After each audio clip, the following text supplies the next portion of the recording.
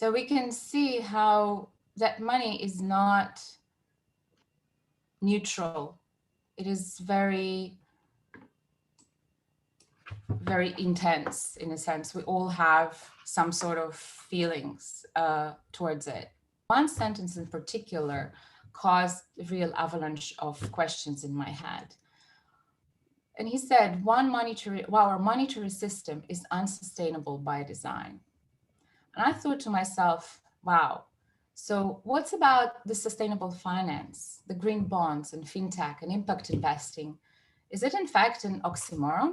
Part of what I'm doing here is trying to show a clear distinction between the money issuers in a society and the money users who are sort of circling around it.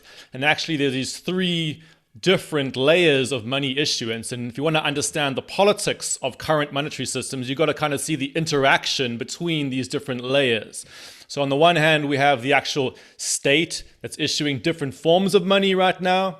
It has its own digital money that the banks will use, and then it issues out cash units, which we use, which are those little physical tokens that appear on the ground, right? On the other hand, we have the banking system, which issues a large part of the money supply in many countries.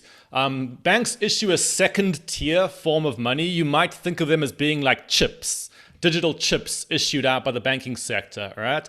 And then there's a third type of money issuer, which is all things like PayPal and stuff like that, who then plug into the banking sector and issue their own chips. Okay, so you've got to see that what we often call money in our current society is these three different types of money that are interacting with each other in various ways. It becomes quite straightforward when you actually do analysis of economies. All the value in an economy lies within the human beings and the natural resources. All right. Very clearly, that is where the value lies. And then the monetary system, you've got to see as a network structure via which people are then coordinating action. All right. The monetary system itself isn't the thing carrying the value. It's a system for carrying claims upon the underlying value, which is the human beings and the natural resources. And from that perspective, you can start to decide, okay, if we change the structure of the network, will it have better sustainability impacts, for example?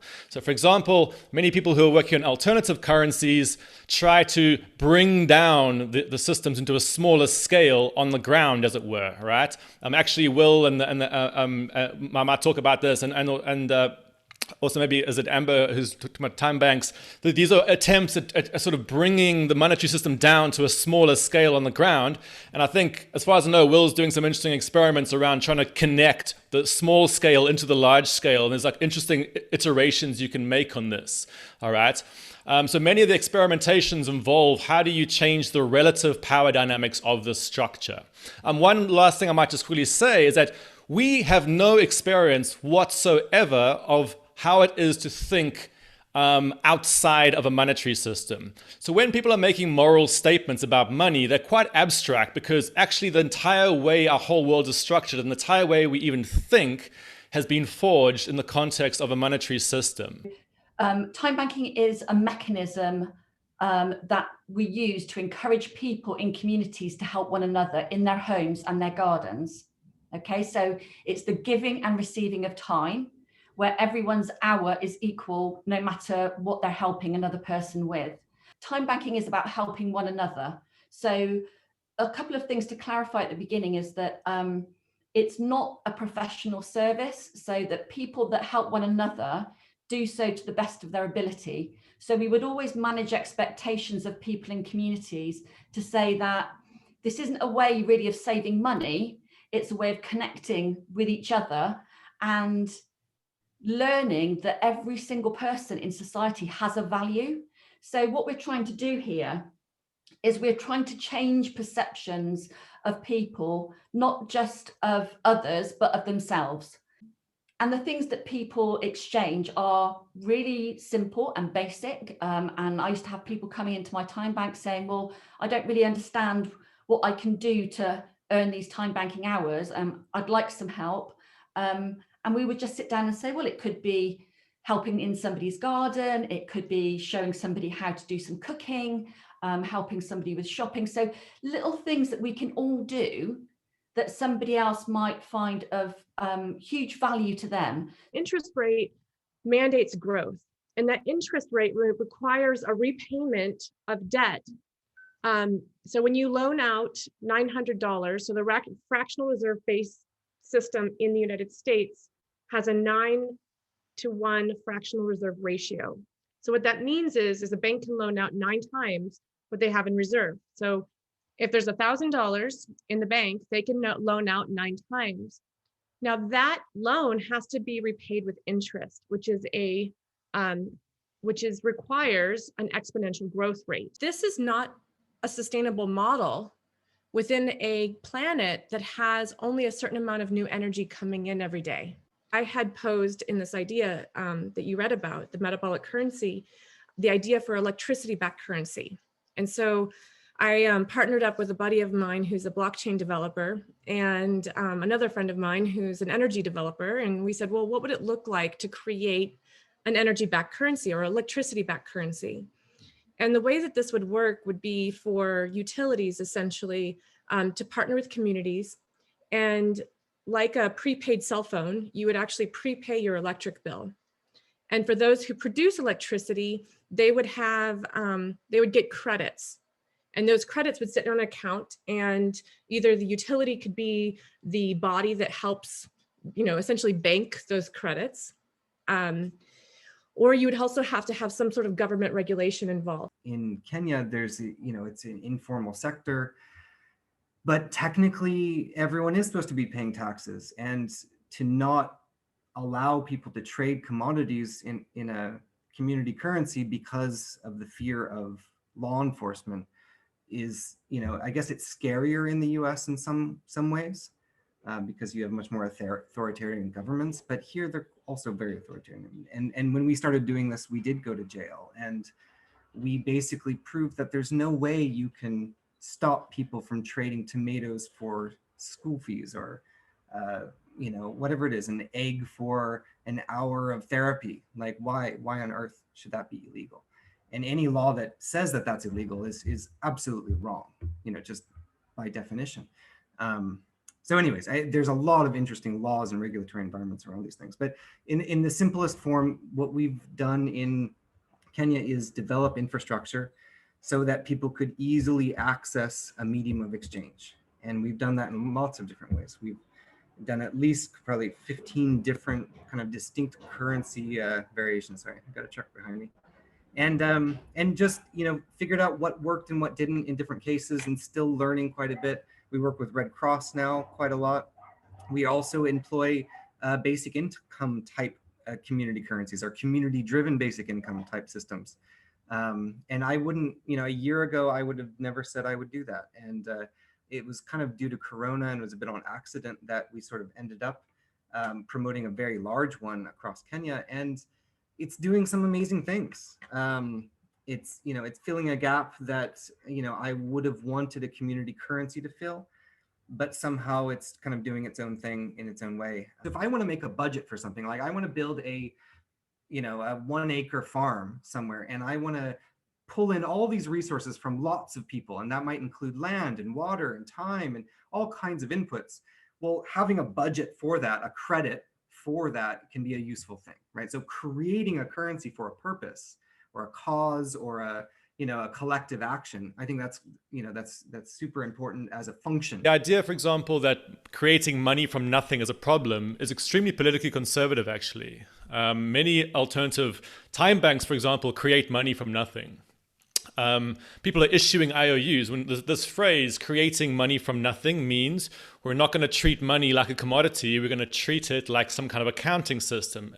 Now, we can critique the relative power depending on who's doing that, but the actual concept itself is quite politically progressive in certain types of situations. So you got to be very, very careful about the kind of like slipping into the like commodity-centric mentality, because it can be like interesting and empowering. And I think, like, for example, an energy-based currency can be in certain situations quite interesting, but be very careful, I'd say, of just like taking that line of the sort of at face value. I don't think inherently creating money from nothing is the problem. I think it's actually having money that's backed by exponential growth is the problem. And so really it's, money's always backed by something, whether it's agreement, a contract, or it's always backed by something, but we have a contract for exponential growth. That is the backing of fiat currency globally. And so really where I see, and going back to what, I don't think electricity should be the only currency. I think actually going back to the initial conversation of the sustainable economic system would have a lot of currencies, and a lot of currencies that are backed by combination of agreements, contracts, as well as commodities, and commodities that that are actually hard to hold on to become more interesting, right? So electricity is something that's really hard to store. And why it becomes more interesting is because you do want to trade it. You don't want to hold it as a store value. The idea of tokenizing things like bandwidth, right? So we're working with the university from Cape Town, and they have these routers that we set up little mesh networks. It's the idea, and you can actually tokenize how much bandwidth everyone's using in that system. It's in some ways similar to, if someone had a solar panel and you were tokenizing the amount of electricity that's being consumed by other people around there. And I think those systems just make total sense. And we do the same thing with food communal farms, right? So you're tokenizing the labor, the inputs that go into creating that farm, and you're tokenizing you're using that for buying that food in the future, right? So that's a very sort of like archetypal model around creating a project that's producing something. Is it electricity? Is it bandwidth? Is it art? That type of model, I think, is really powerful for people to think towards. And I think that's a really empowering thing. And if, like Amber's got a nice package for that, like you've got your solar panels, you're automatically now producing this currency. Wonderful. Like that's a nice package people can have. And, as people are exploring this space and are open to that kind of concept, like you want to produce artists. Okay, well, how do we inject or create a credit that's going to support those artist spaces, right? And usable to buy the art in the future, right? Like, and then you have this state of saying, okay, we've got all these different disparate currencies. We can manage those. However, we can add them into, what we do is create those broker kind of contracts, these like money changers. These are liquidity pools in blockchain. You see that as ways to sort of allow markets to decide relative value. So if I want to say the Amber token right now is, like I forget what your token's actually called, Amber. Sorry, you'll have to remind me. There's no name. There's no name yet. Okay, so the gigawatt, token, if that is valued by society more than the GOAT token or whatever that is, and these systems can be really fluid. In Kenya, like our whole interface is just 160 characters, right? Like there's no internet, right? We're using USSD as basically like an SMS-based system. And we just have the communities say which is their home token that they want to convert into. And we allow them to basically just access those types of contracts that would allow that type of conversion to happen. So it's and you can have much more fancy and interesting interfaces, but this sort of multitude of currencies, right, that are tools for different things. That's our, like if someone says the word profit to you, you have to ask, what currency are you having profit in? What are you talking about, right? Like it's like if you were a stockholder and you've got 5,000 stocks and someone just said, oh, I made a profit on my stocks. And you'd be like, which one? We're thinking so limited around, currency in this bubble, that Brett frames it really well. That I think that all of these systems can work really well together, including time banks. Like that's a perfect way to award, like let's say volunteer efforts and, community service work, and it's beautiful. And that doesn't need to be a commodity money or doesn't need to, buy energy necessarily. But if people choose to allow, like anyone standing on the side of the road with that time banking money and, some gigabucks, well, they could transfer it just manually back and forth. So imagine a world where that's always possible, right? Don't imagine there's no such thing as a currency that can't be exchanged for another currency. If you can exchange it for anything, then you can exchange it for anything, period. There's very specific definitions of different types of tokens. For example, a time banking unit is literally a promise issued out by somebody. Now you can encapsulate it. If you wanted, you could write it out on a piece of paper, but the basic unit is a promise. Something like a energy-backed currency would technically be a voucher, probably. It's probably like me taking this thing here, writing a promise for this thing, then taking this promise and then allowing people to pass it around. Now, that is a very specific type of form.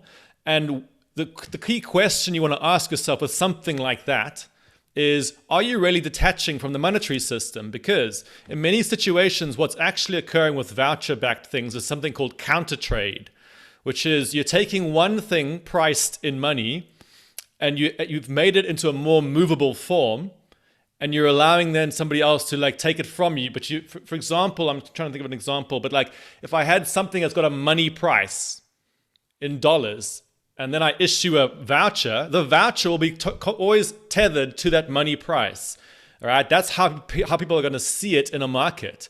So actually, these are interesting ways of, Bitcoin works entirely upon this, except Bitcoin is not even a voucher. It's literally a blank object. All right, so once you have to dig down, these become fascinating strategies that can be used, but we've got to be realistic to what extent they are bypassing or just piggybacking on the monetary system.